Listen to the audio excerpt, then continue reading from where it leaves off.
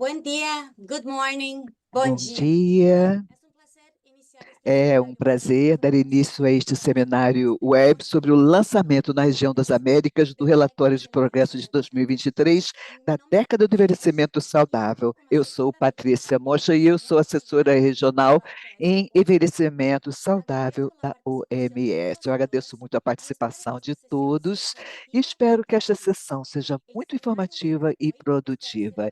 Este seminário quer comemorar os avanços obtidos nos primeiros 3 anos da década na região, compartilhando exemplos e inspirar ações que possam acelerar a implementação nos próximos 3 anos.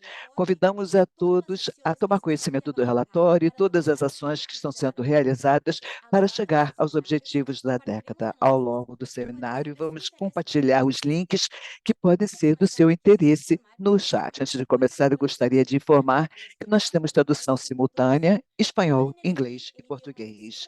É só escolher o idioma preferido no íconezinho do globo terrestre na parte inferior da sua tela. O evento vai se desenvolver em 2 painéis. O primeiro, com apresentações e comentários dos países da região sobre a implementação das 4 áreas. E depois uma conversa sobre o caminho para alcançarmos as metas da década. Assim, vou encerrar aqui essa introdução e gostaria de passar a palavra à doutora Rhonda Seeley Thomas, subdiretora da OPAS, para as suas palavras de boas-vindas. A senhora tem a palavra. Muito obrigado, bom dia a todos. Eu gostaria de dar as mais calorosas boas-vindas a todos os ilustres palestrantes, estimadas autoridades, representantes de agências da ONU e do Sistema Interamericano, membros da sociedade civil e todos os participantes aqui hoje neste lançamento nas Américas do relatório de progresso da década de envelhecimento saudável nas Américas. Eu gostaria de dar as mais sinceras boas-vindas aos nossos representantes dos ministérios dos Estados-membros, Kirk Humphrey, ministro de Empoderamento do Povo e dos Assuntos das Pessoas Idosas do Barbados, e Dr. Mário Urculho Solorzano, vice-ministro da Saúde da Costa Rica. Também gostaria de agradecer a presença do Dr. Pablo Ibrai, que é o chefe da divisão social do BID, e também a senhora Simone Secchini, diretora da CELAD e CEPAL. Nós estamos aqui para lançar o relatório que monitora todos os avanços feitos nesta década. A publicação deste relatório nos permite ver quais foram as realizações conseguidas e planejar também a próxima década. Eu gostaria de reconhecer todos os avanços que foram realizados pela região e refletirmos também sobre os desafios que temos à nossa frente. Primeiro, eu gostaria de parabenizar todos os países e as organizações da região que se comprometeram firmemente a abordar o bem-estar das pessoas idosas das Américas. Isto é muito bem destacado pelos muitos casos de progresso apresentados no relatório e na plataforma digital da década. Eu gostaria de enfatizar o trabalho intersetorial e interagências que caracterizou a década na região, com forte colaboração e coordenação entre as agências da ONU, o Sistema Interamericano, para alcançar os objetivos da década. Em segundo lugar, o relatório também apresenta várias iniciativas regionais que podem servir de exemplo para inspirar estratégias semelhantes em diferentes países, como a Convenção Interamericana sobre os Direitos das Pessoas Idosas da Organização dos Estados Americanos, bem como o kit de ferramentas Let's Go para cidades e comunidades amigáveis às pessoas idosas. Ou seja, são exemplos que inspiram estratégias semelhantes em outros lugares. A melhoria do uso de recursos, tudo isso ajuda a aumentar e enriquecer as ações que atendem a essa população. Em terceiro lugar, eu gostaria também de refletir sobre uma das principais barreiras descritas no relatório, que pode limitar a ação acelerada nos próximos anos. A falta de recursos financeiros sinaliza a necessidade de compromisso político e alocações orçamentárias específicas para apoiar o envelhecimento saudável. Nós devemos nos comprometer a aumentar nossos esforços se quisermos, de fato, consolidar sistemas de saúde e proteção social que promovam o envelhecimento saudável e favoreçam a sustentabilidade econômica. Por fim, à medida que avançamos na década, devemos garantir o envolvimento significativo dos idosos, que devem ser fundamentais para mudar a implementação da década. Eu gostaria de enfatizar que, apesar dos desafios à nossa frente, muitos avanços foram alcançados através das nossas ações. O combate ao idadismo, assegurar possibilidades e opções a essas pessoas, a promoção dos cuidados e a promoção de acesso a cuidados de longo prazo. É preciso nos lembrar que essa década é uma oportunidade para catalisar todos os esforços em direção ao bem-estar das pessoas à medida que envelhecem, também trazendo muitos benefícios em toda a região, de forma a promover a participação de toda a sociedade. Nós temos que realmente ter o comprometimento de todos que são fundamentais na implementação dessas metas. Mais uma vez, eu gostaria de agradecer a todos pela participação e o comprometimento nesta iniciativa. Nós gostaríamos de agradecer todos os avanços. O Dr. Dan Fitzgerald e sua equipe e todo o departamento representam todo esse comprometimento da OPAS. Agradeço muito a sua liderança. Vamos todos trabalhar juntos, chegando às metas para as Américas, trazendo então qualidade de vida a todas as pessoas e entornos favoráveis e cordiais às pessoas idosas. Muito obrigado. Vamos passar então ao primeiro painel, com a primeira apresentação que fala de mudar a nossa visão em relação às pessoas que estão envelhecendo. Vamos ouvir Roberto Rojas Dávila, que é o chefe da seção de grupos em situação de vulnerabilidade da Organização do Departamento de Inclusão Social da OEA. E ele vai falar da Convenção Interamericana sobre a proteção dos direitos da pessoa idosa. Você tem a palavra. Muito obrigado pelo convite para participar deste webinar tão importante. Eu gostaria de enfatizar que a Convenção Interamericana é uma ferramenta para combater o idadismo e, de fato, construir todo esse movimento nesta década. Eu gostaria de enfatizar a razão porque acho que eu ouvi um ruído, talvez tenha algum microfone aberto. Mas vamos lá. Essa questão do histórico antes da convenção, ou seja, 1991, começa a surgir um movimento jurídico, dando apoio aos princípios das pessoas,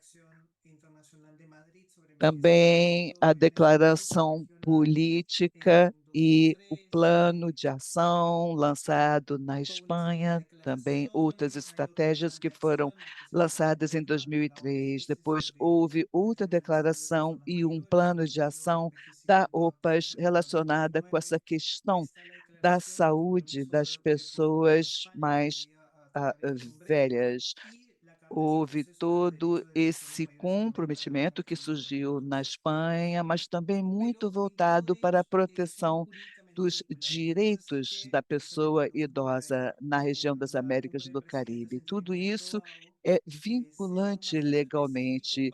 Isso também foi debatido, perdão, pelos chefes de Estado que se reuniram em Belize e receberam, então, um mandato para o OMS e com o apoio da OPAS, justamente para dar início às negociações para uma convenção. E foi aí que a convenção foi adotada com esta finalidade, promover e assegurar o reconhecimento e o bem-estar, assim como equidade e proteção dos direitos da pessoa idosa, incluindo-os e na participação da sociedade. Eu gostaria de enfatizar que esta foi a primeira convenção no mundo protegendo os direitos de pessoas mais idosas. E quando eu digo que se trata de um instrumento vinculante, isso significa que a região, como um todo, se compromete a tomar iniciativas. Outros países então, da região inspiraram-se nisso e estabeleceram seus próprios instrumentos vinculantes. Eu próprio tive a oportunidade de fazer parte do grupo que realizou esta negociação, que resultou em um produto muito interdisciplinar e muito interessante. Na verdade, não foi até muito fácil conseguirmos, por exemplo, definir o que seja a pessoa idosa. Finalmente, após muitos debates, conseguimos chegar a esse consenso de que seria a pessoa acima de 60 anos. A convenção faz uma divisão entre as pessoas acima de 60 ou acima de 65 anos, o que pode parecer confuso, é porque muitos países tinham legislações diferentes em relação à idade apropriada para a aposentadoria.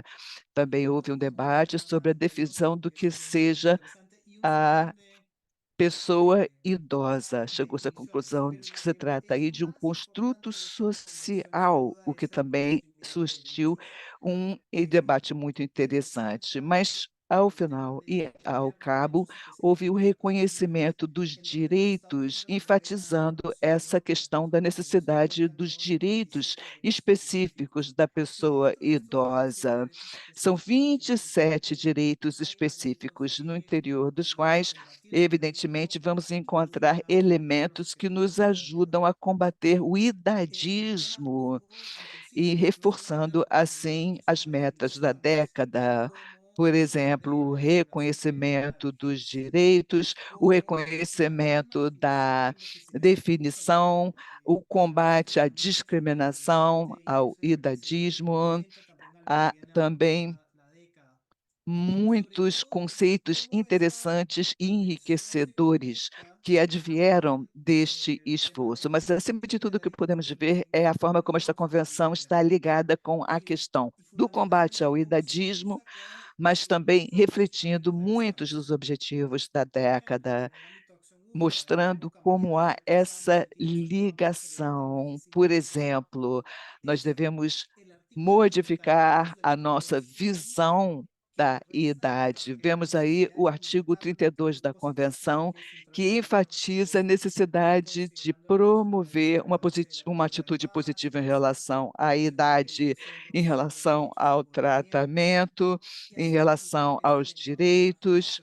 e também evitando qualquer tipo de imagem estereotipada da idade. Isso foi muito importante, assim como também a questão de assegurar que a comunidade deve promover a capacidade e as competências da pessoa idosa de forma a que possa participar em todas as áreas da sociedade, educação, esporte, lazer, trabalhos em prol do meio ambiente e, por fim, também a promoção da integração, evidentemente a questão relacionada com a saúde e a promoção do bem-estar. Tudo isso tem a ver com o desenvolvimento e criação de políticas e estratégias para promover um envelhecimento ativo e saudável.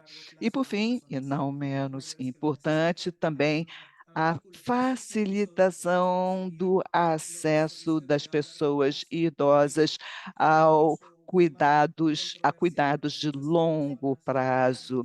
Isto levou, inclusive, há várias iniciativas nesta área. E, concluindo, acho que podemos dizer que essa década nos traz essa possibilidade de reforçar todo o trabalho que já foi realizado na região, trazendo a participação de todos os contribuintes, os atores das organizações, todos empenhados para alcançar o objetivo de melhorar as vidas da pessoa idosa nos seus entornos. E tudo isso é estipulado e promovido na Convenção da década. Assim, pessoas idosas poderão continuar a contribuir para o desenvolvimento das Américas. Muito obrigado, Roberto. Eu gostaria de passar a palavra agora a Ishel Poo, diretora executiva do Conselho Nacional de Envelhecimento de Belize. Ela vai falar sobre a sua própria experiência. Hi, good morning, everyone. It's a pleasure to be Bom here. dia a We are todos, é um celebrating prazer our estar Lassan aqui National participando Arts deste Month Week. webinário. E Stepping este into that means lançamento é um being marco Santa and having a de little bit uma of etapa sensitivity when it muito comes to importante older em people relação in justamente Belize. à In pessoa Belize, we have idosa, regions when principalmente it quando comes to falamos de assistance países for persons caribenhos aged by e below do 50. Belize. Na verdade, We have regions para in até Central, most 2050, nós Central, teremos Central Africa, 18% da população idosa, que seria quase uma pessoa em cada 5 pessoas. Assim, nós vimos discutindo muito a necessidade de proteger não apenas a nossa população atual e idosa, mas também tudo que estamos prevendo para o futuro. Assim, nós vimos examinando a forma de fortalecer as políticas, ver como essas políticas impactam diretamente a pessoa idosa, mas também fortalecem os seus direitos. Por exemplo, a nossa divisão sobre gênero tem uma área específica que discute essa questão justo no grupo da pessoa idosa. E vimos discutido também uma abordagem de oferta de serviços para pessoas portadoras de deficiências. Há bastante trabalho sendo feito também pelas divisões específicas. O palestrante anterior falou dessas 4 áreas. Nós também estabelecemos uma abordagem multissetorial. Nós temos muitas conotações negativas associadas ao envelhecimento. E o que vemos é que é uma necessidade de fazer a ligação, de erigir uma ponte entre os jovens e a pessoa idosa. Há ah, certas discriminações que afetam a muitos grupos diferentes da sociedade. Como é que nós vamos, então, criar esses espaços para esta ligação entre as gerações? Nós pensamos na promoção de habilidades, direitos. Belize tem uma taxa muito baixa de cobertura de pensão. É um percentual muito baixo de pessoas idosas que têm acesso à aposentadoria. Então, muitos trabalham até mais tarde. E nós temos que trabalhar justamente em prol do seu direito a se qualificar melhor, a estudar mais para poder se qualificar. Também trabalhamos muito no sistema de seguro de saúde. Nós estamos estabelecendo agora a segunda clínica específica voltada para a pessoa idosa no país. Nós também estamos promovendo os cuidados à saúde, oferecendo uma capacitação, inclusive aí incluindo os cuidadores. Nós temos este plano de 2023 a 2030 que está alinhado com os documentos internacionais. Para nós, nós temos esse programa chamado Horizonte até 2030, que estabelece várias ações, assim como estabelece definições também para estabelecer essas políticas para a pessoa idosa. O que é interessante é que nós lançamos mão dos princípios estabelecidos na Convenção Interamericana sobre a proteção dos direitos da pessoa idosa. Nós usamos como base para uma lei que está sendo submetido o projeto de lei para o Congresso, que atualmente está sendo examinado, sempre em prol da proteção da população idosa. Pela primeira vez, também trabalha-se nessa necessidade do estabelecimento de uma pensão, uma aposentadoria às pessoas mais vulneráveis e idosas. São várias, portanto, as frentes que vimos atacando para dar solução a esse problema. Nós olhamos, portanto, para o presente, mas também toda aquela população que deverá crescer e que estamos prevendo que deveremos atender no futuro. Muito obrigada. Thank you so much, Estel. Muito obrigado, We'll move to the next Estel. Vamos presentation. passar agora para a The próxima focus will be apresentação. the second area O of excellence enfoque aqui which is ensuring that communities foster good relationships with é young people. os Focusing on the development of ambientes age-appropriate amigos citizen da communities. pessoa Right now, we are idosa. Eu conducting the gostaria de passar a Director of palavra, Division of portanto, a Age, Franca Seniors and Gato, que é Innovation diretora at da the British Divisão de Healthcare Council of Envelhecimento, Canada, Pessoas and from Idosas e representing this Demência, do presentation. PHAC do Franca, you may Canadá. share your A slides. Franca tem alguns Thank slides you que ela gostaria de so much. Yes, apresentar. Muito I'll obrigado. just say next if that's okay. So thank you and congratulations to OPA. Agradeço Thank you for o the conversation convite, to share the parabéns work à with you OPAS por and essa our nationwide iniciativa. Muito I'm obrigada happy to por be here with some of organizar you este excelente to talk webinário. Para mim é um about prazer our estar aqui para falar sobre o trabalho as feito one pelo of the Canadá para as communities comunidades e entornos to de my team at the pessoas Public Health idosas, Agency of isso Canada. para a I've been década. leading the A minha implementation and equipe support no teams for our Canadá community monitoring vem program for 15 trabalhando years. em We also prol do provide apoio à federal pessoa idosa leadership nesses últimos champions and 15 anos. advocates on things Nós like também trabalhamos no fortalecimento so today I'll da provide you with highlights década do of the goals envelhecimento for saudável sustainable aging. More 2021-2030, specifically, I'll lançada focus on our work pela in Canada ONU. Vou and falar share mais the sobre o STEM nosso model trabalho no and include Canadá. some information about some Nós exciting estabelecemos certos opportunities we've modelos. encountered over Vou the mostrar years. esses Next modelos, slide, depois vou please. falar sobre To start, oportunidades e I want to share desafios a bit of também global context. com que nos Canada has defrontamos a nesses anos. national Para government that works começar, nós temos um collaboratively in governo partnership with central no 13 Canadá subnational que governments to trabalha help de Canadians forma maintain equitable health. colaborativa com Most federal todos and os tribal seus services for the past distritos. A 20 years maior have been parte done by dos tribal serviços North American. da And oferta like de many serviços areas of the world, acontece nesse nível the older subnacional. adult population E is the a fastest growing população demographic group in Canada idosa é and they're justamente a projected to população expand almost one demográfica quarter of que that cresce o population mais within the rapidamente next no 50 years. Canadá, e nós podemos Across the prever federal já um government, there quarto are a da number of federal população departments and nesta agencies that categoria nas provide próximas and 2 implemented support for older décadas. adults.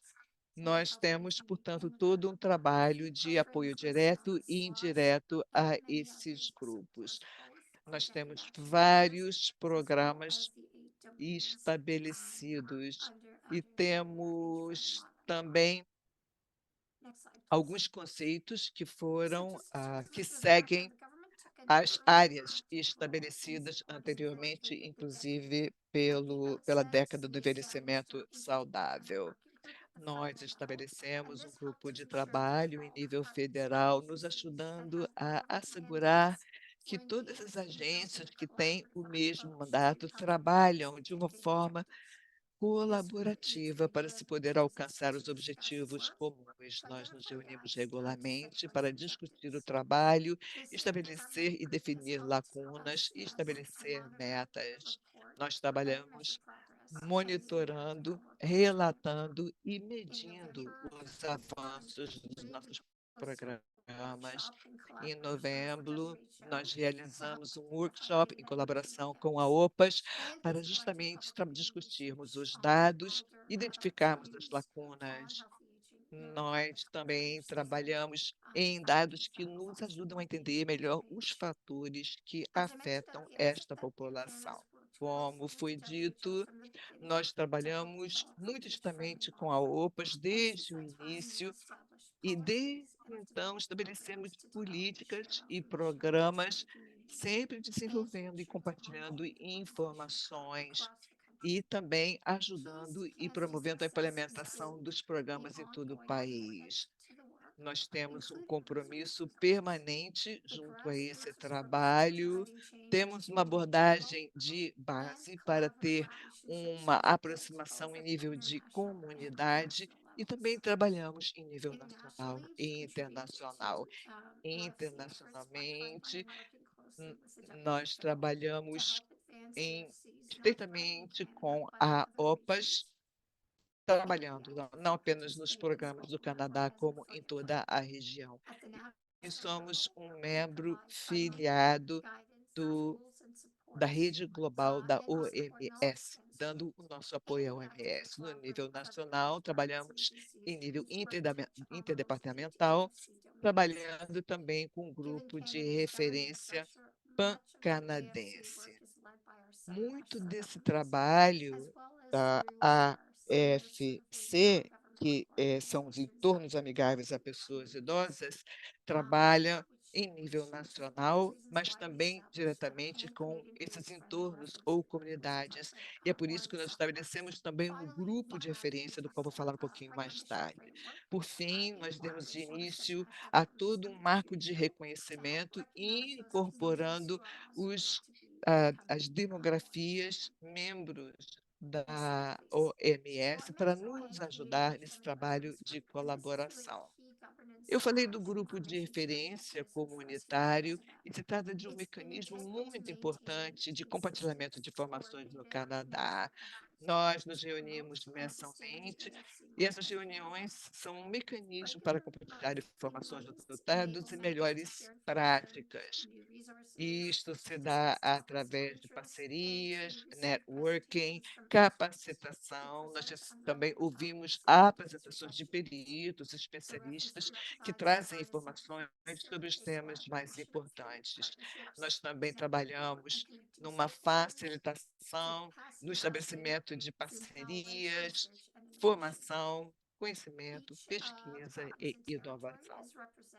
Cada província e território se vê representado nesse grupo e entre os membros temos os governos subnacionais, assim como outras partes interessadas, como autoridades eleitas, pessoas idosas, a academia, organizações não governamentais e comunidades. Nós estamos presentes em todos os governos subnacionais com representações diferentes de acordo com cada área. Nós estabelecemos essa abordagem principal que inclui as metas e os marcos que queremos atingir. São os marcos dos entornos amigáveis pan-canadenses. Isso significa um trabalho conjunto com algumas metas. É claro que há desafios e obstáculos, até mesmo na criação deste modelo.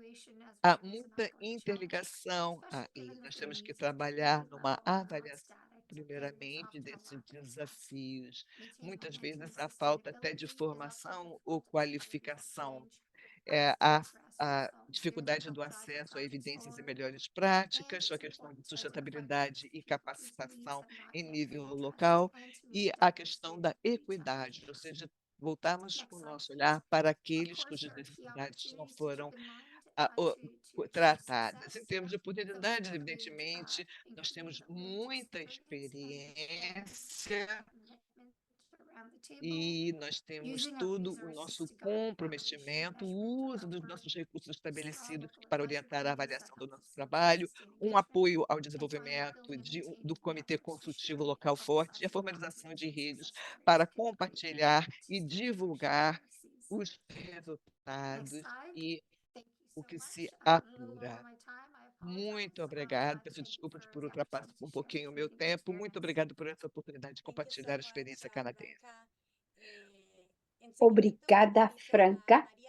Agora, Maria Del Carmen Sorensen, diretora-geral de projetos do Estado de Jalisco, no México.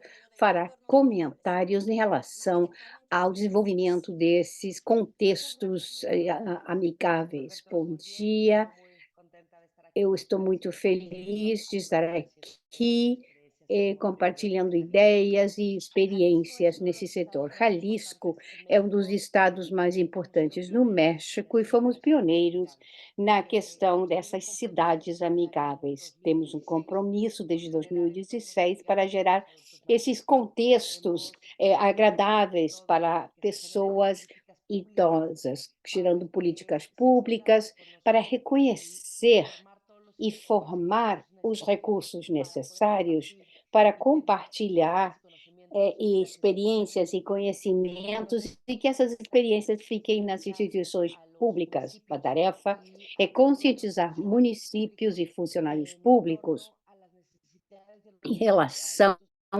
às necessidades das pessoas idosas e como o contexto tem que estar preparado para o envelhecimento pleno, ativo e saudável.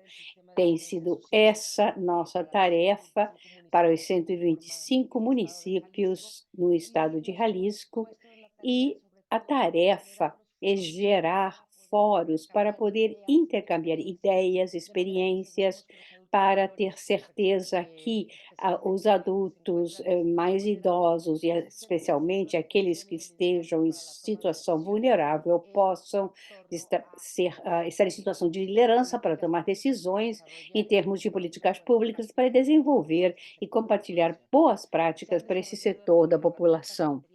Foram desenvolvidas ferramentas, materiais, informação, orientação e tudo o que é necessário para dar seguimento, fazer avaliação e poder cumprir com as atividades projetadas para este setor da população. Foi muito importante tudo o que foi gerado nessa rede de cidades amigáveis da OPAS e da OMS. Foi uma guia para dar espaço aos 8 eixos estratégicos criados para poder criar esses contextos e promover estas ferramentas. Conseguimos também assegurar que as pessoas mais velhas, sobretudo em situação vulnerável, estejam no centro de atenção para a tomada de decisões e estar gerando esses programas. A questão dos recursos sempre foi especial para poder gerar estas atividades. Desenvolvemos também ferramentas de gestão para que os que tomam decisões possam alocar recursos para gerar programas sociais, políticas públicas, ferramentas de avaliação e para poder estar no intercâmbio de ideias de maneira contínua para poder realizar as ações relevantes e pertinentes para o seguimento de programas e projetos. Trabalhar junto com os municípios foi importante. Foi possível regionalizar as atividades e gerar contextos que permitam que as pessoas idosas convivam e possam intercambiar ideias, atividades econômicas, diferentes aspectos da sua cultura, e isto gera uma participação social enriquecedora e econômica para cada um deles. Na realidade, poder oferecer informação e assessoria a todos os municípios foi muito importante e, por isso, agradecemos muito poder contar com todas as ferramentas oferecidas pela OPAS para poder continuar desenvolvendo esses contextos e promovendo-os. Até agora foi feito localmente em Jalisco, com 125 municípios. A ideia é que isto se estenda à região até os 32 estados do México, para poder continuar promovendo esses ambientes amigáveis para as pessoas idosas. Obrigada, Maria del Carmen. Passamos agora à próxima apresentação, que é a implementação da atenção integrada para a pessoa idosa. É uma área da ação da década, junto com o fortalecimento da atenção primária em saúde. Vou dar a palavra a Nanette Gonçalves Latte, Ministério da Saúde do Chile, que começará a sua apresentação. Nanette, quer compartilhar a sua tela ou nós compartilhamos? Já está aqui. Perfecto.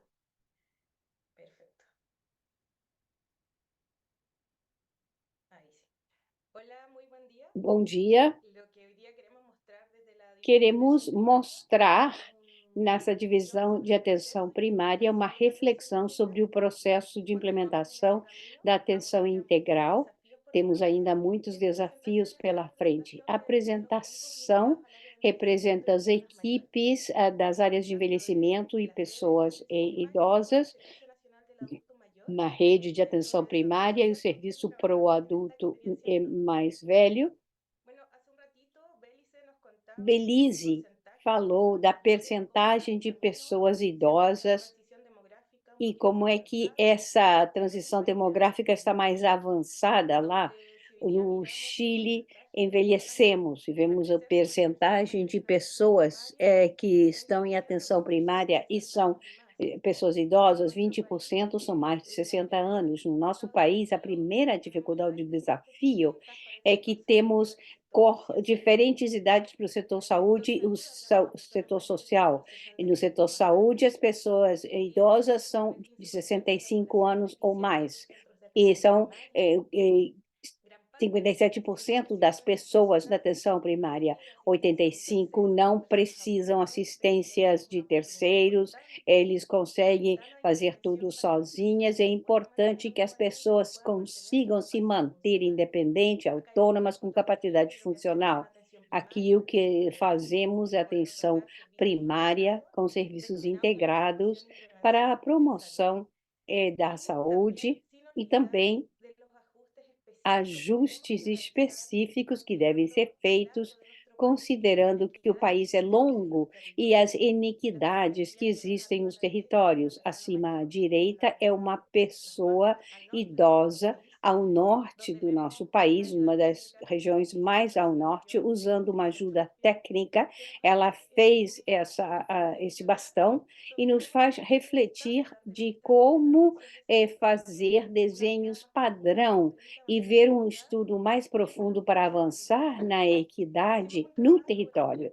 Fizemos o trabalho em 2019 com o Serviço Nacional do Adulto Maior e Ministério da Saúde, e no trabalho vimos uma questão que sabíamos da teria: desorientação em termos do uso do serviço pelos idosos, desarticulação dos serviços e invisibilidade das pessoas idosas, sobretudo daquelas que são dependentes. No Chile, nós chamamos de ping-pong, onde todos participam, mas ninguém conversa. Aí o serviço não é eficiente e limita a centrar a atenção no idoso. Por isso é que os serviços de atenção funcionam de maneira isolados, há várias formas de avaliar, vários caminhos. Temos populações que têm muita intervenção e outra população ao qual não chegamos. Então, a inequidade é perpetuada e há grupos mais vulneráveis que ficam invisíveis. A atenção fica centrada nos serviços, cada serviço dá as suas prestações, mas não está centrada nas necessidades específicas do idoso e da comunidade. Idosos falaram de problemas nas diferentes pesquisas, a ver com a percepção de saúde. A diferença significativa da percepção de saúde é pior associada a sexo, as pessoas idosas e com menor escolaridade. Ao perguntar aos idosos que participaram em processos educacionais, por exemplo, aqui o programa Mais Adultos, Mais Pessoas Independentes, mas que precisam de serviços para exercer sua corresponsabilidade na saúde. Eles dizem que o que mais precisam é informação de como cuidar de si mesmos. Uma vez que o processo educacional acaba, dizem que se o serviço é oferecido de maneira participativa, fica mais fácil se cuidar. Contrário àquele olhar assistencialista que pensando que só precisam serviços de saúde, remédios, também depois da pandemia, há isolamento social, sensação de solidão. Vimos que na atenção primária estávamos atendendo a pessoa de maneira fragmentada, pela sua condição. A mesma pessoa podia ir a diferentes programas de atenção sem ficar satisfeita com o serviço recebido, sem apontar ao seu bem-estar. As pessoas idosas, só por serem idosas, estão centradas nos centros de saúde, fontes de atenção. Desde 2020, liderados pela visão de atenção primária do Ministério, uma estratégia de cuidado integral centrada nas pessoas. A ideia é colocar em prática o modelo de saúde familiar e comunitário. A atenção de saúde não pode ser dada a todos, os riscos, vulnerabilidades são diferentes. Temos que promover a participação social dos idosos e tomar decisões compartilhadas, sobretudo na área de envelhecimento. Lembrando que autocuidado não é só compensar sintomatologia, que tem a ver com efeitos da idade, capacidade funcional, participação social e também o lazer. Fomos, então, questionando, e são essas as perguntas para as quais ainda não temos resposta e talvez demore consegui-las. Qual é o papel da articulação a nível local, como avançam o instrumento de avaliação, como compartilhar informação entre serviços para facilitar o trânsito das pessoas idosas. A pergunta é como gerar um processo de atenção que aponte a atenção integral, mas que integre os serviços e a estratégia ICOP da OMS,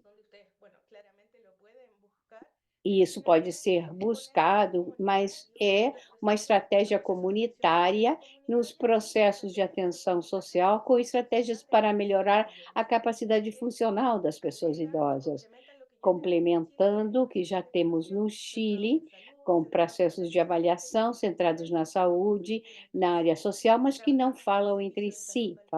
Trabalhamos com o Serviço Social de Valparaíso, San Antônio, 2021, para ver o que acontece ao definir a estratégia de cuidado integral, a ICOP, ou ICOP, atenção integrada para pessoas idosas. Capacitamos equipes centradas na pessoa idosa, adaptando esquemas de tratamento local, seguindo as linhas da OMS, e avaliamos as 118 pessoas idosas, avaliando a percepção de todos os participantes, os idosos, as equipes, as instituições, e criamos uma série de recomendações. De maneira geral, o que as pessoas idosas propõem, ter avaliações mais simples, mais frequentes, elementos de educação para o autocuidado, mais serviços de prevenção, também o envelhecimento é visto no curso de vida e tem que ser avaliado como tal. E há outros elementos, como melhorar a capacidade da rede para falar desta atenção, dando saúde, pensando em saúde oral, saúde sexual, reprodutiva, e não só as deficiências devem ser avaliadas, mas também a capacidade comunitária. A ICOP é uma oportunidade de integração sociossanitária, como desenho de intervenção de linguagem, comunicando os serviços entre si, adaptando as estratégias. E, para concluir, vemos que há 2 programas críticos onde isso deveria ser implementado: o programa Mais Idosos Independentes e, na área social, o Serviço Nacional da Pessoa Idosa. Hoje, já estamos na fase 3 e vamos avançar nesses 3 âmbitos: gestão do cuidado, equidade, olhar para ver quem precisa de atenção de maneira mais oportuna e participação das pessoas idosas na avaliação e monitoramento. Muito obrigada pela sua atenção. Obrigada, Nanete. Agora, Isabel Barrientos para comentários em base à sua experiência no desenvolvimento da ICOP na Costa Rica. Isabel tem a palavra. Bom dia. Agradecemos o convite a participar nesse painel. Como no Chile, a Costa Rica foi caracterizada pelo trabalho multidisciplinário, abordando as pessoas idosas no primeiro nível de atenção. Já existe uma triagem de fatores de risco para a população mais idosas, isso é feito anualmente para que as pessoas identificadas com riscos possam ser avaliadas de maneira especializada. Com esse precedente, de acordo com as áreas de ação da década do envelhecimento, planejamos implementar um modelo de atenção centrada no idoso em ambiente externo ao serviço de saúde, onde as pessoas possa estar presente, a pessoa idosa em centros diurnos. A proposta inicial foi parte de uma cadeia de processos. Iniciamos com uma coordenação interinstitucional, liderados pelo Ministério da Saúde, a Caixa Costarricense de Seguro Social, através do Hospital Nacional de Geriatria, a Organização Pan-Americana da Saúde, centros diurnos e outras instituições que participaram na fase de coordenação em 2021. Fizemos treinamentos constantes sobre a implementação do modelo, inicialmente de forma virtual pela pandemia, e em 2023 começamos a fazer o treinamento dos centros diurnos em pessoas. Fizemos um acompanhamento a todas as instituições nesses centros diurnos, passamos pela fase de aplicação de modelos, e depois, estudando os resultados. No processo, foi possível identificar pontos fortes e pontos fracos ou obstáculos. Entre os pontos fortes, a primeira é a capacidade de coordenação entre instituições do país e também a resiliência transinstitucional para elaborar uma proposta nacional no momento como foi a pandemia. Nos permitiu conhecer a aceitabilidade do modelo para aqueles que trabalham fora da saúde, o que mostra a importância de manter a capacidade funcional das pessoas que estão em contato direto com as pessoas idosas. E foi possível ver se a medição da capacidade intrínseca é viável no serviço de saúde. Gerou consciência da identificação de risco e sua avaliação, mas também promoveu um plano centrado na pessoa e dar seguimento às intervenções. A gente fica acostumada com modelos antigos, centrados na doença, caracterizada pela identificação do problema apenas. Entre as fraquezas no processo de implementação do modelo ICOP, tivemos que convencer as autoridades da necessidade de saber qual é a condição das pessoas idosas na comunidade que vão a esses centros diurnos. Ao ter utilizado a aplicação digital do modelo ICOP, trabalhamos no que foi estabelecido originalmente, e o ensino foi que algumas das ferramentas devem ser adaptadas aos países. O fluxo de canalização das pessoas identificadas com algum risco ao primeiro nível ainda é difícil, temos que trabalhar isso, ainda não foi possível ligar esse fluxo da comunidade centro diurno ao primeiro nível de atenção. Para esse programa piloto, o Hospital Nacional de Geriatria assumiu os casos. E não é necessariamente uma barreira, é uma necessidade tangível para gerar capacitação no país no modelo de atenção centrada na pessoa idosa, o ICOP, para abrir o caminho a uma longevidade saudável, mantendo as funções. E a meta é conscientizar sobre a importância da prevenção da dependência, reconhecendo a capacidade intrínseca pelo Estado. E a ICOP é um modelo que abre essa oportunidade. Muito obrigada. Obrigada, Isabel. Agora vamos ouvir intervenções sobre a última área de ação da década, a cuidados a longo prazo para as pessoas idosas que precisam desses cuidados. Vou convidar a Maria Carolina Pereira Alves, diretora do Departamento de Primeira Infância e Atenção à Pessoa Idosa da Secretaria Nacional de Atenção e Política Familiar do Ministério de Políticas Sociais do Brasil. Maria Carolina. Queres compartilhar tua apresentação? Posso compartilhar por aqui, sim. Ok, Bom obrigada. dia, obrigada a todos. Quero agradecer pelo convite da OPAS, nessa oportunidade da gente poder compartilhar aqui a experiência do Brasil e também trocar com outros participantes. Vocês veem minha tela? Sim, mas está com as notas ao lado. Precisa mudar o display como apresentação. Será que vocês conseguem compartilhar por aí, então? Brenda, ¿puedes subir la presentación?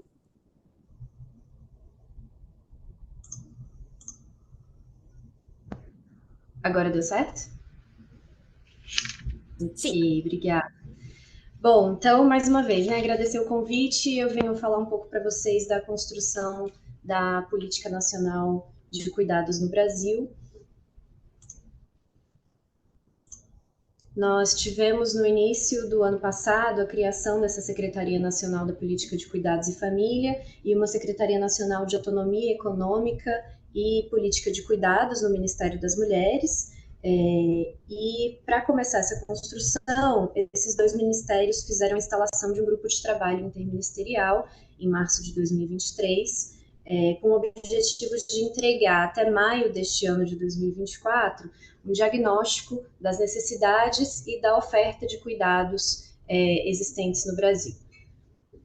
Para isso, nós temos uma composição aqui de 20 ministérios das diversas áreas, principalmente dos grandes sistemas de proteção social que temos no Brasil. Então, temos o SUAS, né, o Sistema Único de Assistência Social, e o Sistema Único de Saúde, que já tem diversas ofertas relacionadas aos cuidados de longa duração. E juntamos aí mais 20 ministérios e alguns convidados permanentes do Sistema ONU, do Sistema Brasileiro de Geografia e Estatística, do Instituto de Pesquisa Econômica Aplicada e da Fiocruz para participar dessa construção conosco. Como ponto de partida para essa construção da política, nós tivemos um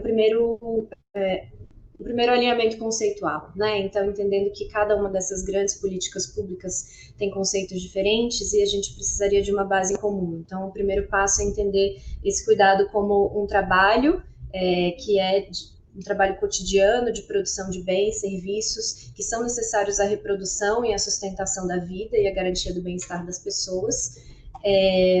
Também que inclui tarefas cotidianas, como preparação de alimentos, manutenção de limpeza, organização dos domicílios, o apoio para atividades diárias de pessoas que tenham diferentes graus de autonomia ou dependência.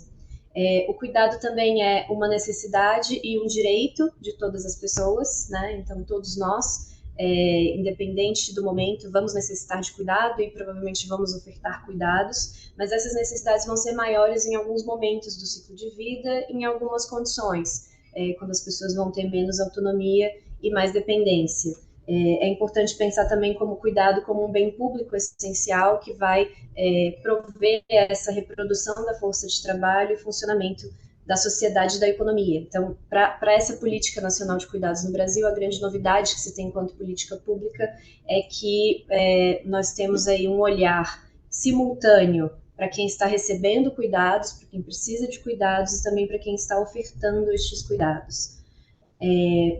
Para olhar para a organização social dos cuidados no Brasil, é importante reconhecer que nós temos uma responsabilização desproporcional das famílias pelo cuidado e dentro das famílias as mulheres, né? Essa carga de trabalho doméstico e de cuidados não remunerado das mulheres é o dobro do que dos homens e ela é ainda mais elevada entre as mulheres de baixa renda e entre as mulheres negras. Se você pegar os dados de mulheres negras, elas trabalham por ano o equivalente a uma semana a mais do que as mulheres brancas nessa atividade. Essa elevada sobrecarga de trabalho de cuidados não remunerados sobre as mulheres gera o que estamos chamando aqui de uma pobreza de tempo, que também é uma barreira importante para o exercício de seus direitos e de outras atividades, como participação na vida pública, por exemplo. Aqui no Brasil, temos dados de que para 30% das mulheres em idade ativa que não estão trabalhando, a principal razão para não procurarem um emprego é a responsabilidade e a oferta de trabalho de cuidados não remunerado. E olhando para as mulheres negras, esse percentual ainda sobe para 32%. Entre as mulheres que têm filhos, especialmente de 0 a 3 anos, esse índice vai para 61,8%. E quando se olha para a oferta de cuidado remunerado, então para o mercado de trabalho que envolve a oferta de cuidados, 45% do total dessa força de trabalho é formado por mulheres negras. Então nós temos um trabalho que ele é feminizado e também muito racializado. E aí nós temos necessidades que ainda vão aumentar no contexto de acelerado envelhecimento da população, né? Então, como existe em vários países, e também uma redução da oferta familiar de cuidados, com famílias nucleares, cada vez com menos filhos, e que vão, portanto, ter menos condições de ofertar esse cuidado no longo prazo.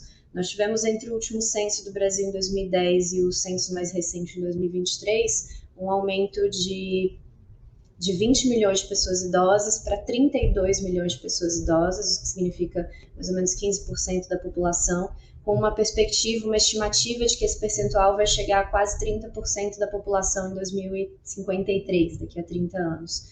E o percentual de pessoas idosas com mais de 80 anos, a perspectiva é que vai triplicar, chegando a 7% da população.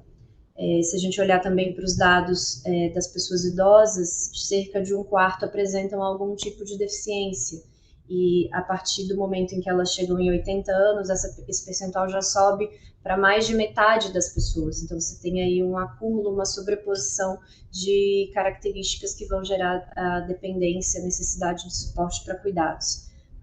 As mulheres também vão ter uma sobre-representação nas pessoas idosas, né? No Brasil temos uma maior expectativa de vida das mulheres, em cerca de 7 anos, e quando a gente olha para o grupo de 80 anos ou mais, esse número de mulheres já chega a ser o dobro das dos homens. Pensando do foco da renda, né? A partir do olhar da renda, nós também vemos uma alta dependência das famílias em relação à renda das pessoas idosas, cerca de 20% dos domicílios, em cerca de 20% dos domicílios, as pessoas idosas são responsáveis por metade da renda familiar, e 18% contam apenas com a renda dessa pessoa idosa. E aí a gente tem uma representação importante do benefício de prestação continuada, que é um benefício monetário prestado a pessoas com deficiência, pessoas idosas que não tenham condições de prover o seu próprio sustento. E por último, aqui um último dado, seria que esse é um grupo, né, que requer cuidados, como vimos, mas que também cuida, principalmente quando a gente olha para as mulheres. Então, entre mulheres no Brasil, a média de tempo dedicado ao trabalho de cuidados não remunerado é de 21 horas,5.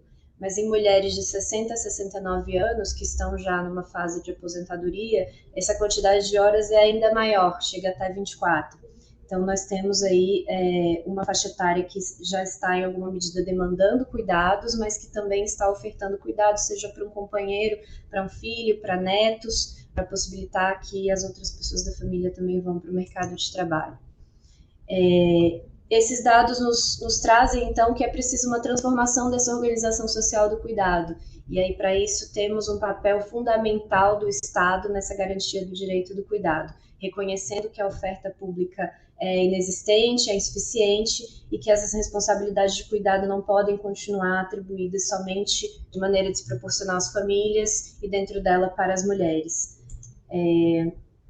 Então, já finalizando aqui, nós temos alguns objetivos centrais da política de cuidados. O primeiro deles de garantir o direito ao cuidado a todas as pessoas que dele necessitem, numa perspectiva de universalismo progressivo, garantir o trabalho decente às trabalhadoras e trabalhadores remunerados do cuidado, valorizar, né, tornar visível, redistribuir e reduzir o trabalho de cuidados não remunerado, possibilitando a liberação do tempo, principalmente das mulheres, promover essa cultura de corresponsabilidade entre homens e mulheres, mas também entre família, comunidade, Estado, mercado e empresas, e reconhecer e enfrentar as desigualdades estruturais que caracterizam a sociedade brasileira, de gênero, de classe, de raça, de etnia, de território, de deficiência, de idade.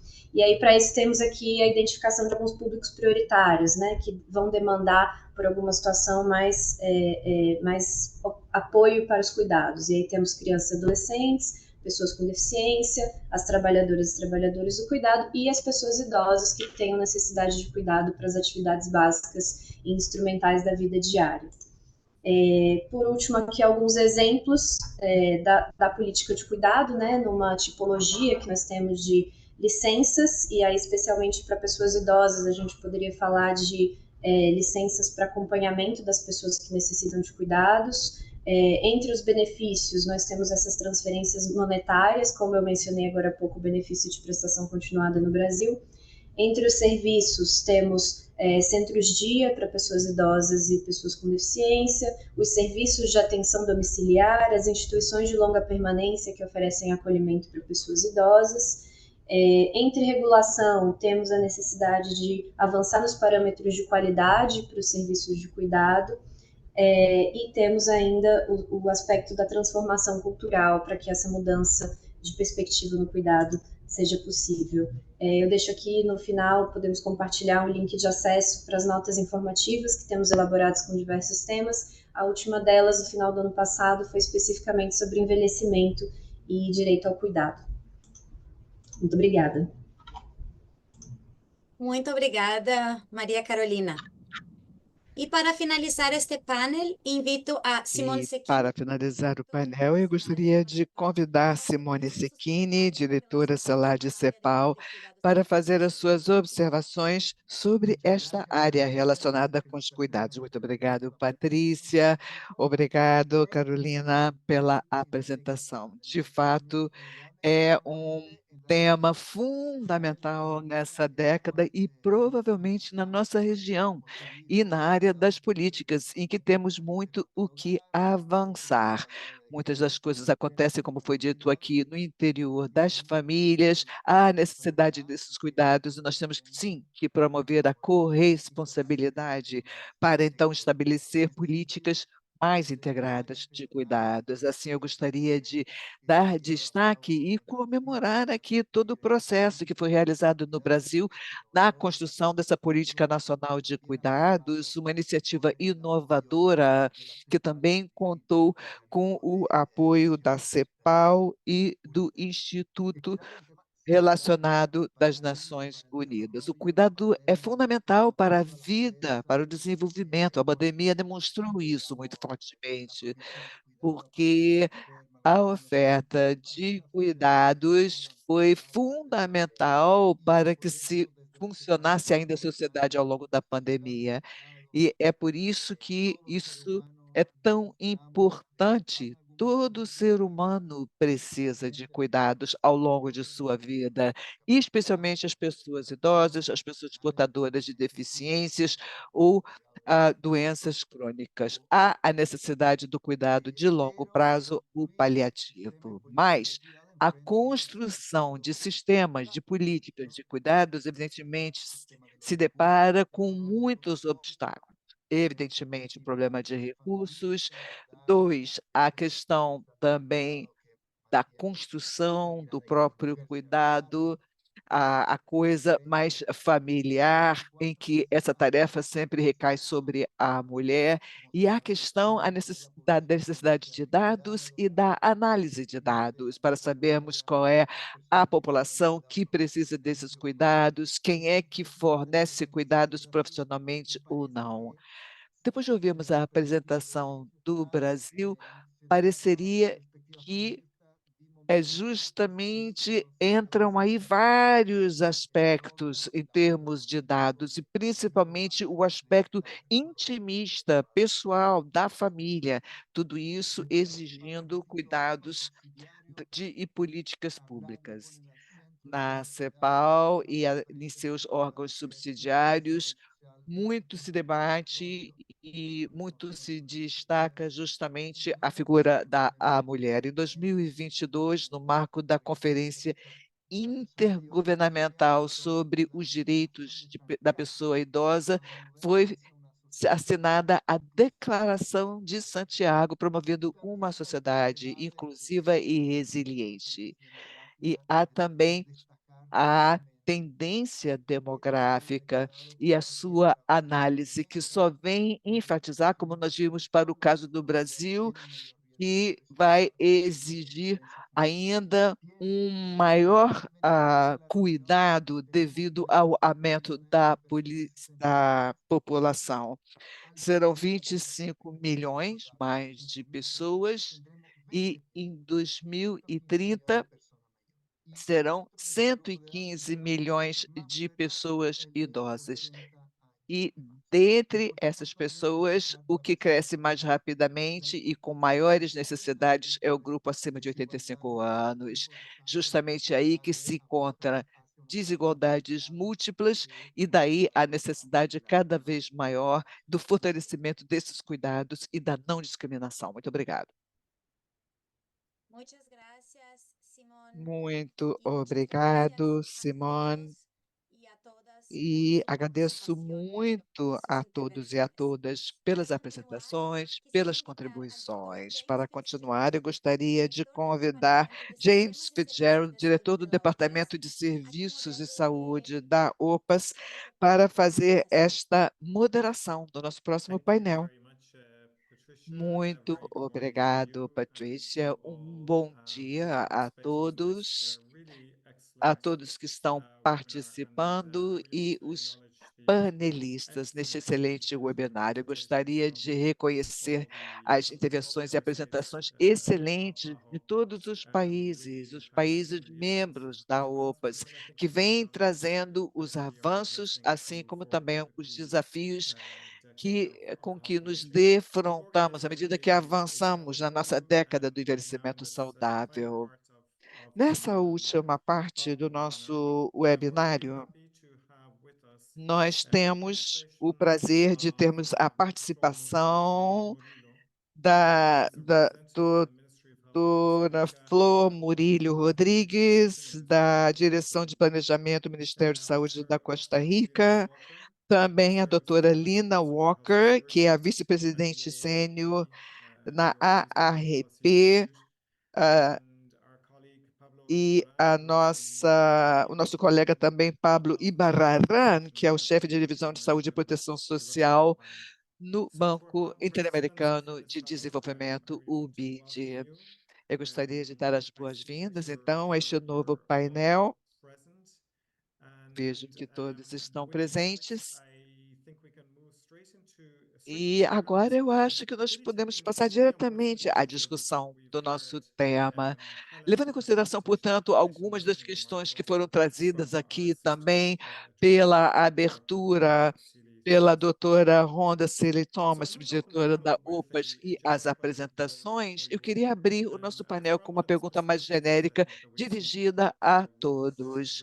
Vendo esses desafios que nós podemos ouvir a partir do relatório, nós sabemos que muitos avanços específicos foram feitos ao longo dos primeiros anos da década, mas, como foi dito, já nós temos o problema de alocação de recursos, mobilização de recursos, além também, não apenas do problema de recursos financeiros, mas também recursos humanos.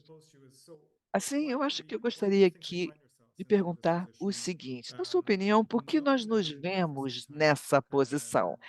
Sabendo, como já sabemos há algum tempo, que há uma transição demográfica que está acontecendo de forma muito rápida e mais rápida agora na região das Américas.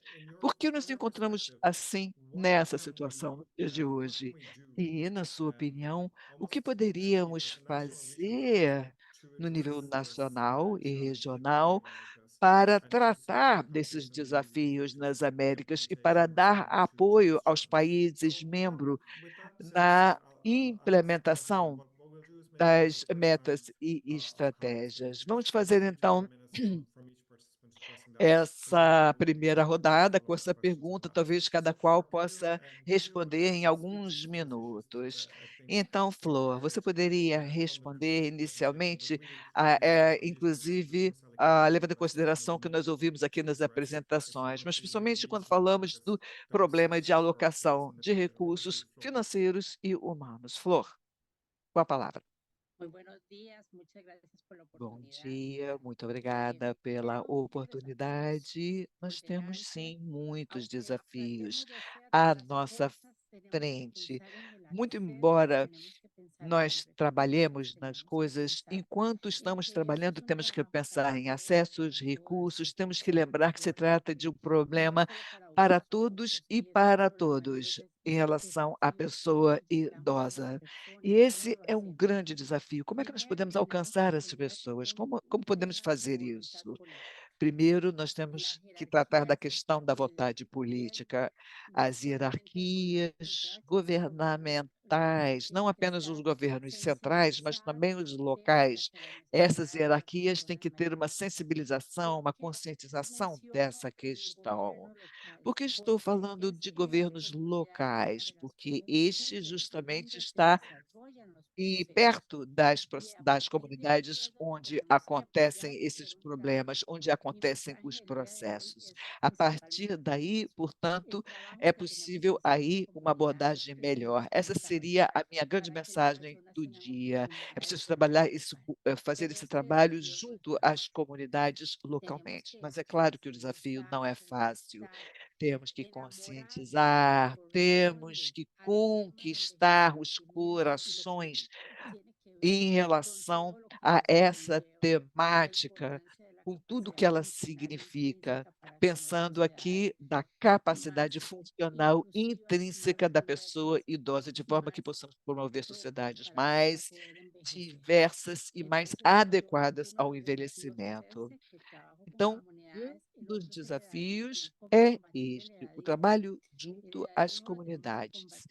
E, em segundo lugar, o combate ao idadismo. Na verdade, isso deve ser tratado desde a infância. Temos que ensinar as crianças e educar os jovens de forma a assegurar um futuro em que tenhamos uma sociedade livre de idadismo, de forma que as pessoas consigam mais oportunidades e uma melhor qualidade de vida. Outro desafio é a questão econômica, a questão política, ou seja, a alocação de recursos. Não tendo um apoio político, não haverá uma alocação adequada de recursos. Esses recursos também podem ser encontrados no setor privado, não precisa vir apenas do Estado. Para isso, é preciso ter uma gestão, um trabalho articulado junto a todos os players envolvidos. Para mim, aí estão os desafios mais importantes que enfrentamos neste momento. Obrigada. Muito obrigado, Flor. Nós ouvimos justamente da Costa Rica a problemática da alocação de recursos, inclusive do setor privado. Do ponto de vista da AARP, Lina Walker, como você vê isso, a mobilização dos recursos? Muito obrigado por essa pergunta. Bom dia a todos. Obrigado pela oportunidade de participar deste grande painel. Eu gostaria de apresentar um pouquinho a AARP. Na verdade, é uma organização de missão sem fins lucrativos nos Estados Unidos. Nós nos dedicamos a empoderar a pessoa idosa, principalmente no seu processo de envelhecimento. Nós temos mais de 150 milhões de americanos e suas famílias trabalhando também nas áreas de cuidados, alocação de recursos, apoio financeiro.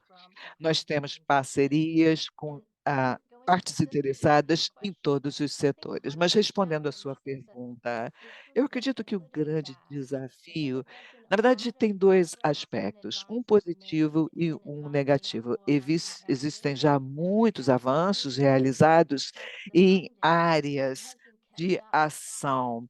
É possível até que a questão do financiamento não tenha acompanhado um pouquinho os avanços já obtidos em algumas áreas. Por exemplo, quando pensamos em alguns progressos feitos, são 818 membros que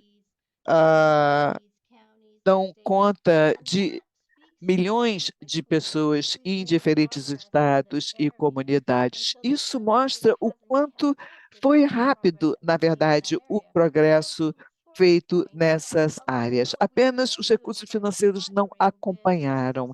O que nós podemos dizer é que há grande significado em entrar em parcerias com o setor privado, com ONGs, e podemos trabalhar com capacitação, formação, ferramentas, instrumentalização para oferecer apoio de formas não financeiras. Existem também doações que são feitas ajudando in- as comunidades a promoverem essas iniciativas. É verdade que pode haver certas limitações, mas eu sou muito mais otimista do que pessimista. Acredito que é uma questão só de alcançar esses avanços. Eu acredito também que isso tudo vem refletir transformações que estão ocorrendo no entorno social. Eu estou dizendo isso quando a gente pensa em cuidados às famílias. Nós sabemos que as populações envelhecendo nos Estados Unidos, um em cada 6 americanos já tem mais de 65 anos. Então, eles estão entrando naqueles grupos de pessoas de idade que vão demandar mais cuidados. Hoje, muitos familiares, na verdade, assumem funções médicas, além de já oferecerem esse apoio pessoal, esse apoio familiar, passam também a assumir certas tarefas médicas, como aplicar injeções ou fazer curativos. Ou seja, há uma necessidade de formação. Em 2022, nos Estados Unidos, nós realizamos alguns avanços. Nós estabelecemos um programa de estratégia nacional de apoio aos familiares. Houve um financiamento inicial de 20 milhões, mas é claro que não é suficiente, considerando-se o número enorme de pessoas envolvidas. Mas trata-se de um primeiro passo. O Estado também começou a aderir, no sentido de que isso se deu inicialmente em nível federal e depois os próprios estados começaram a aderir, assim como o setor privado, que se uniram para ver como podiam também promover esse fortalecimento e apoio aos cuidadores familiares das pessoas idosas. Ou seja, nós oferecemos kits de ferramentas, nós oferecemos informações, dados e até oferecemos formação e capacitação para ajudar nesses cuidados familiares. Muito obrigado, Lina, por trazer esses dados tão interessantes. Vou passar agora para o Pablo. Pablo, do ponto de vista do BID, talvez você possa falar um pouquinho sobre essa questão dessa necessidade enorme de recursos e as capacidades, tanto do ponto de vista da comunidade, quanto do nível nacional, pensando aqui da perspectiva do grupo. Isso me leva à segunda pergunta, os obstáculos. Como essas necessidades podem ser atendidas e, na verdade, estabelecidas como metas para justamente receber os recursos necessários para atingir os objetivos até 2030. Desde el Banco Interamericano de Desarrollo es muy importante el tema por el compromiso que tenemos para avanzar en los principios de la década del envejecimiento saludable, pero también sobre todo aprender y entender las presentaciones de nuestros colegas, ¿no? Creo que los temas que se están trabajando son muy importantes, las experiencias de Brasil, a Belice son muy enriquecedoras. Yo creo que parte del reto que enfrentamos es que si bien la región está envejeciendo muy rápidamente, sigue siendo un proceso lento. Entonces, ningún gobierno va a tener en su periodo que ver o que pagar, digamos, las consecuencias de este proceso, que si bien es acelerado comparado con Asia o con otros países, pero es un proceso que toma tiempo. Entonces, creo que ese es un tema que hay que considerar. y para eso necesitamos estar armados de evidencia, de tener información sobre qué es lo que funciona, digamos. La OPS ha sido muy buena en darnos, junto con la OMS, por ejemplo, los best buys para las enfermedades crónicas, ¿no? Entonces sabemos lo que hay que hacer, el reto es cómo hacerlo, movilizar recursos. Aquí estamos construyendo soluciones, entonces creo que parte de la necesidad es generar esta evidencia de lo que funciona. Creo que lo que mencionaba Flor Murillo es muy importante de reconocer que es en el terreno, los gobiernos locales son los que están respondiendo y el reto es cómo pasar de una serie de servicios locales a un sistema nacional, ¿no? Donde pueda haber calidad para todos. Y un poco ligando con la segunda pregunta sobre cuáles son las barreras, yo creo que parte de lo que tenemos que entender es que tenemos que movilizar los recursos que tenemos y redirigirlos para responder a estos retos, ¿no? Por ejemplo, y algo que trabajamos mucho con tu equipo es en salud. Estamos haciendo un gran esfuerzo para invertir en atención primaria, para preparar a los sistemas de salud para responder a las enfermedades crónicas. La pregunta es, ¿estamos haciendo lo suficiente para también atender las necesidades en términos de envejecimiento? Tenemos los recursos humanos, que sabemos que es un gran reto en la región. ¿Cuántos geriatras, gerontólogos, enfermeras geriatras existen en la región que van a poder apoyar este proceso de las familias que sabemos que quieren envejecer en el hogar, que sabemos que son principios que hay que buscar, pero es un reto que tenemos pendiente. Entonces, no solo es que hay que buscar más recursos, para lo cual tenemos que tener evidencia de qué es lo que funciona, porque existe el potencial.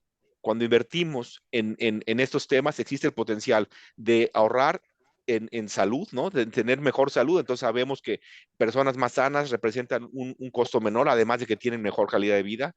Ahora, esos ahorros nunca van a ser ahorros en lo absoluto. Siempre tenemos otras áreas donde invertir en salud y que necesitamos fortalecer. Pero también podemos promover, y eran temas que mencionaba por lo menos la colega de Brasil y otras más, el tema de equidad de género. Queremos crear buenos empleos y queremos también promover la corresponsabilidad entre hombres y mujeres para el cuidado de todas las personas. Entonces, es una agenda bastante integral, pero yo diría, si redireccionamos recursos y somos conscientes de que en salud tenemos que prepararnos no solo para las enfermedades crónicas, sino para las enfermedades crónicas con personas envejecidas, y eso requiere preparar personal para ello. Gracias. Thanks so much, Pablo, for highlighting that, particularly the linkages. I think we also saw it in the presentations, also the linkages between strategies for healthy aging within the context of the decade, and also strategies for the expansion of primary and social care within communities. So I'd like to come back to Flor and ask you, Flor, within that context, is it your experience also in Costa Rica that this very localized approach, I mean, you mentioned it also, the work within communities, this very localized approach is what really needs to be strengthened. What barriers do you see either at the local or national level for us to rapidly expand our response?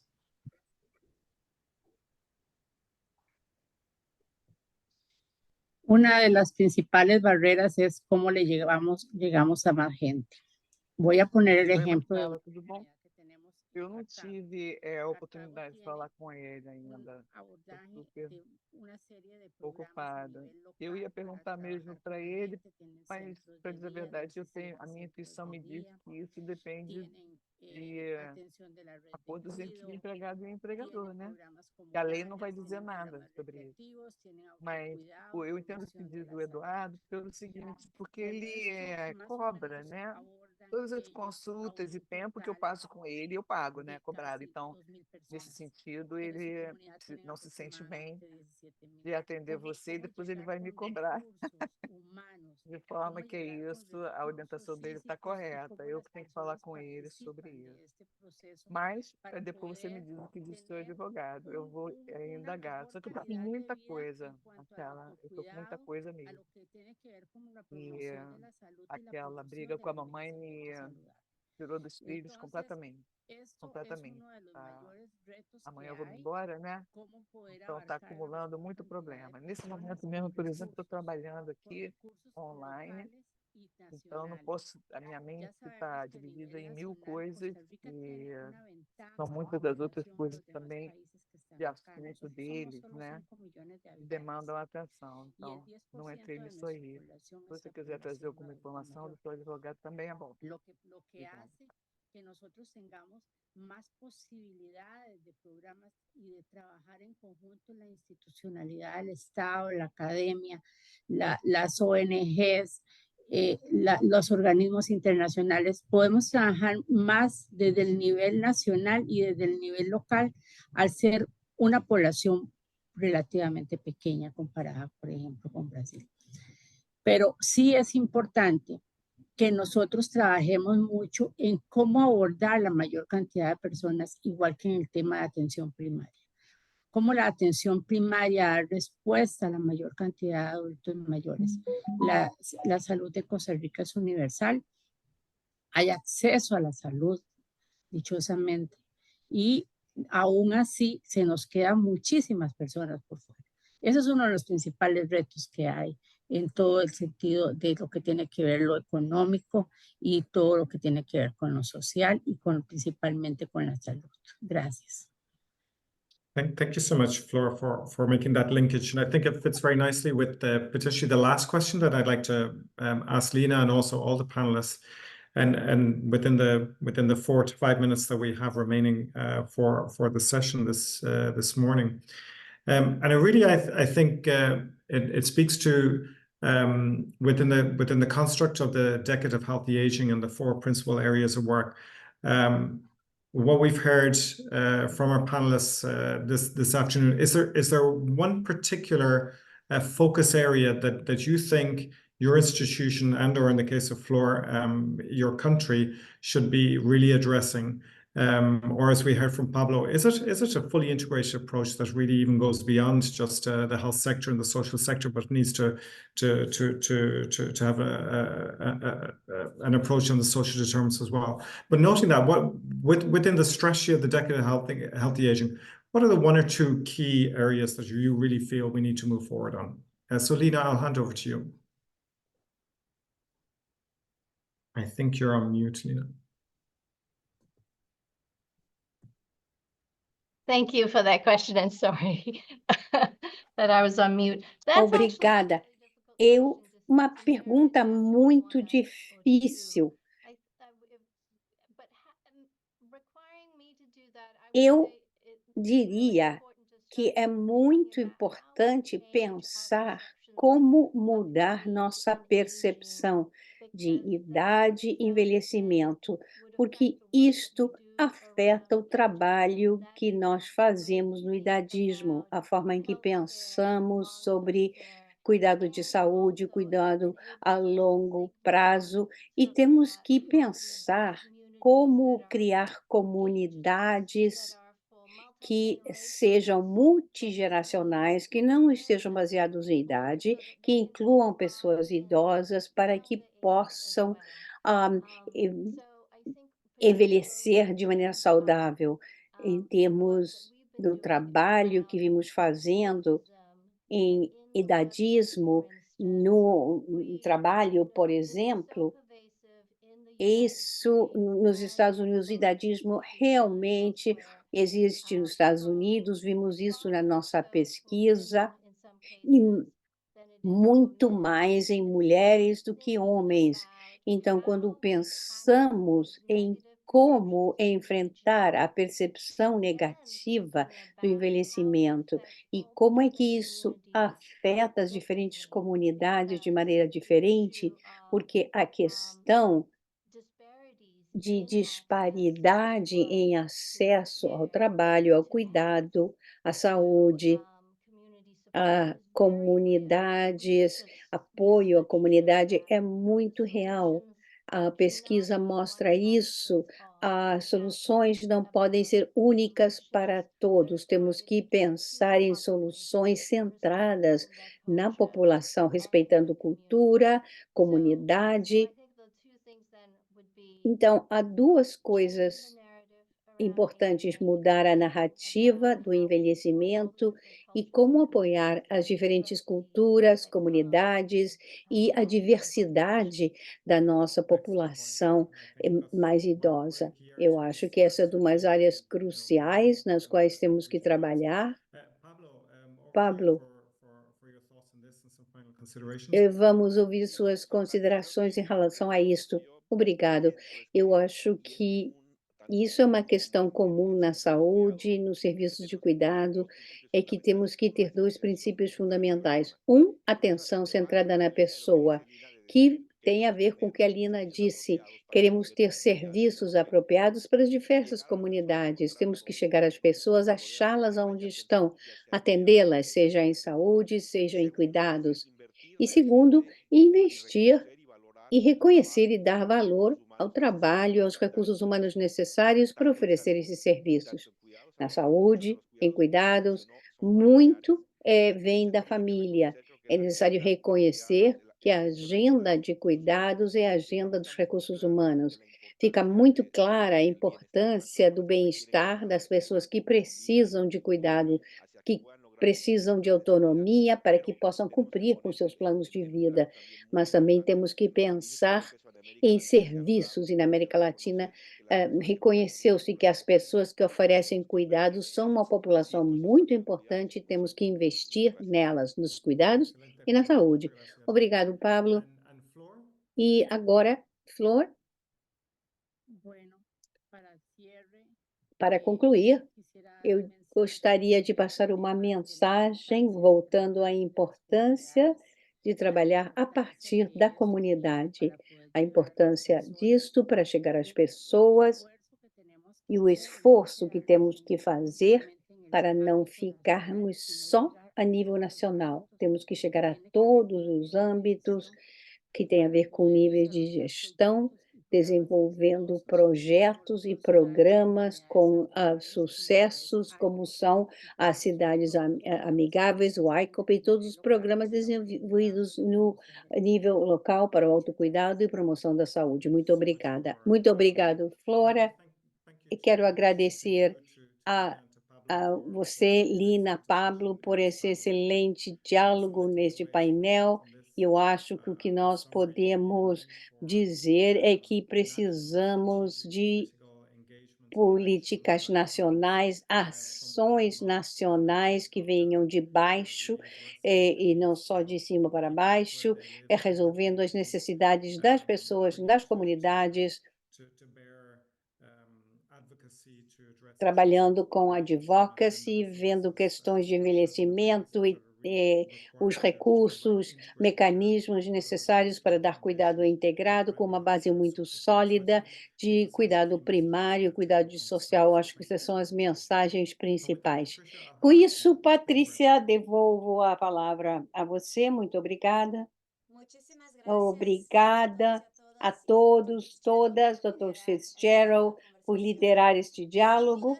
Sem dúvidas, o caminho feito, o caminho trilhado, nos convidam a pensar sobre as estratégias que tiveram sucesso e o que devemos fortalecer a nível nacional, regional, local, para ter um envelhecimento saudável de todas as populações da região e melhor bem-estar e equidade na idade adulta. Vou convidar a Marta Pelais, que representa a Associação de Ex-Funcionários da OPAS e da OMS, para ouvir as suas reflexões finais. Obrigado, Patrícia. Eu queria parabenizar a todos que fizeram apresentações.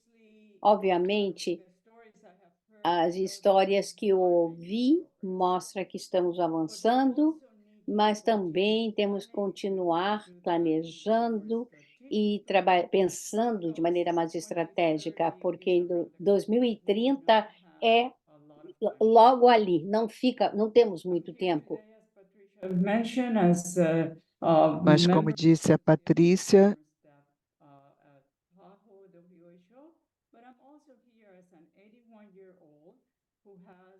eu sou da Associação de Ex-Funcionários da OPS e da OMS, mas eu também sou uma pessoa idosa. Eu gostaria de pedir a todos que deem atenção a um impulsionador muito importante, ao impulsionador de sucesso no seu planejamento estratégico. Sem ele, será impossível atingir as metas da década. Essa década vai exigir transformações, mudanças em tudo o que nós pensamos em termos de idade. E essas mudanças podem ser impulsionadas e conduzidas por líderes como os senhores, mas também pelas bases e as melhores práticas que nós conhecemos desde a histórica das políticas públicas é a transformação através de coalizões, ou seja, nada acontece sem todos nós, nenhuma mudança significativa irá acontecer quando há apenas os líderes institucionais, mas sem a participação eficaz daqueles grupos que são afetados por essas mudanças. Eu gostaria de dar um exemplo muito simples. A Convenção dos Direitos da Pessoa Idosa fala de vários aspectos diferentes, no entanto, sem programas massivos de educação, falando dos seus direitos e direitos individuais das famílias e da pessoa idosa, a convenção pode permanecer aquela ferramenta que é raramente utilizada. Mas, na verdade, não se trata disso na convenção. Nós queremos esse movimento de base que vai possibilitar a implementação da convenção, não deixar apenas a convenção na sua existência, mas também aplicá-la. E isto pela soma de todos, inclusive ONU e seus órgãos e agências. Tudo isso deve ser levado muito a sério. Outro exemplo, com essas comunidades favoráveis à pessoa idosa, vejo que muita coisa está sendo feita, mas quantos estabelecem essas coalizões pós-programa, por exemplo, para fazer o monitoramento dos resultados ou o acompanhamento daquela pessoa idosa que não é ativa por medo de quedas? Ou seja, tudo isso significa um acompanhamento em prol de uma longevidade saudável. O que eu quero dizer com isso? A queda, que é prevenível, justamente ocorre, apesar de tudo, devido a uma falta de prevenção. Ou seja, nós estamos pensando nessa fragilidade na comunidade. Quando a gente fala das idades, muita gente mais velha diz: eu sou velho demais para fazer exercício, sou muito idosa para isso ou para aquilo. Será que isso seria uma desculpa à idade para aceitar essa fragilidade? Então, essas comunidades estão incluindo o aspecto preventivo para este sucesso. Cada área de trabalho pode fazer esse rastreamento, esse monitoramento daquilo que de fato interessa a essas pessoas, como foi a experiência do Chile, da Costa Rica, que nós acabamos de ouvir. Quando você vai implementar o e-copy, você está fazendo uma avaliação da capacidade da pessoa mais velha.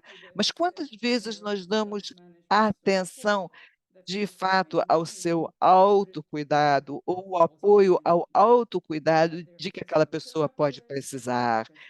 Há fisioterapeutas, terapeutas ocupacionais, gente que irá ajudar na minimização deste risco de queda.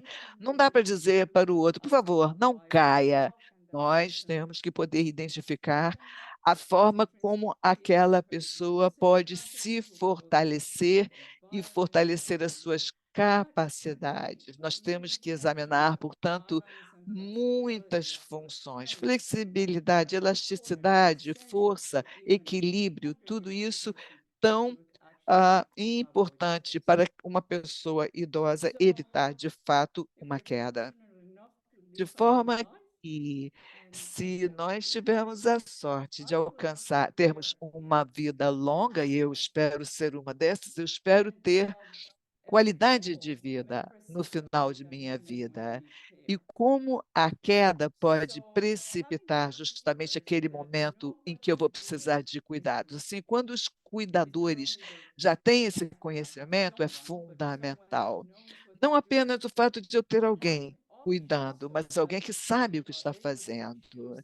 Você ter opções para escolher ambientes e entornos restritos em termos de cuidado. Isso pode ser uma meta. Talvez vocês possam perguntar à pessoa idosa na sua comunidade qual é a visão dela em relação a cuidados. Cuidados de longo prazo, autocuidados. Ao ouvi-las, provavelmente vão ter uma visão melhor para as suas comunidades. Eu não estou falando em nível local. O nível local está acontecendo, e justamente é um contexto de muita força quando você tem todas as pessoas participando. Então, como diz o ditado, não façam nada que tenha a ver conosco sem a nossa participação. Então, eu gostaria de dizer ainda o que eu acho que é bom. É claro que é difícil podermos superar os obstáculos, não somos homogêneos, nem todos estamos aposentados, muitos não somos acessíveis. Nós temos, é claro, as crianças, os programas das crianças nas escolas, etc. Como é que você alcança essa população? Nem todo mundo está aposentado. Aí pensamos, existem muitas associações de aposentados, funcionários públicos, por exemplo, também associações de médicos aposentados, funcionários públicos, como há também os órgãos do BID, da OPAS, do Banco Mundial. Ou seja, nós não estamos aposentados da vida. Nós podemos ter parado de trabalhar institucionalmente, mas somos muito ativos e podemos responder a um chamado para uma mobilização, desde que essa mobilização tenha significado, de forma que a promoção do envelhecimento saudável na comunidade é fundamental, e é preciso descobrir como fazer isso muito bem, pois não é coisa fácil. Um movimento com um líder local reconhecido, uma agenda clara, assegurando que essas áreas da década não são apenas um trabalho que está sendo feito e está em andamento, mas que estão está de fato sendo aplicadas, dando apoio aos líderes institucionais, assim como a compreensão também dos líderes institucionais do que motiva e mobiliza o movimento de base. Esse movimento de base que irá promover um diálogo intergeracional para promover um envelhecimento saudável em nível local, trabalhando-se juntos para que essa longevidade maior seja repassada às gerações seguintes. Ou seja, há esta responsabilidade de passar o dom, a dádiva da longevidade adiante. E como se faz isso assegurando-se de que o envelhecimento saudável é possível. O que aprendemos, então? Nós realmente temos que levar muito a sério essa questão do idadismo. O idadismo não é apenas alguma coisa que impacte as instituições, que afete a população como um todo. Na verdade, o idadismo é pior quando internalizado. As pessoas idosas, na verdade, elas próprias têm esse idadismo. Por quê? Porque internalizaram já todo um histórico de idadismo. A pessoa pensa, por que eu deveria me comportar de uma forma diferente da que é esperada pela sociedade? E isso realmente é uma ameaça ao envelhecimento saudável. De forma que acredito que sim, temos muito trabalho pela frente e esse trabalho deve ser feito em conjunto com as pessoas idosas. É claro que temos que encontrar gente de várias faixas etárias, mas temos que ter a contribuição da pessoa idosa porque ela entende que pode ser saudável, funcional e há esta responsabilidade de passar a dádiva da longevidade às gerações seguintes, através da atividade, através das suas contribuições nas suas comunidades. Isso, de fato, é um grande papel para a década. E com isso eu vou concluir aqui. Muito obrigada, Marta. Foi tão bom poder contar com você para encerrar o nosso evento, trazendo essas ideias tão importantes em relação à participação e à mobilização significativa das pessoas. Com isso, portanto, gostaria apenas de agradecer a todos a participação e encerramos o nosso webinário web e vamos continuar a contribuir para o desenvolvimento da década do envelhecimento saudável 2021-2030 em prol das pessoas idosas e seus familiares. Muito obrigada. Hasta luego.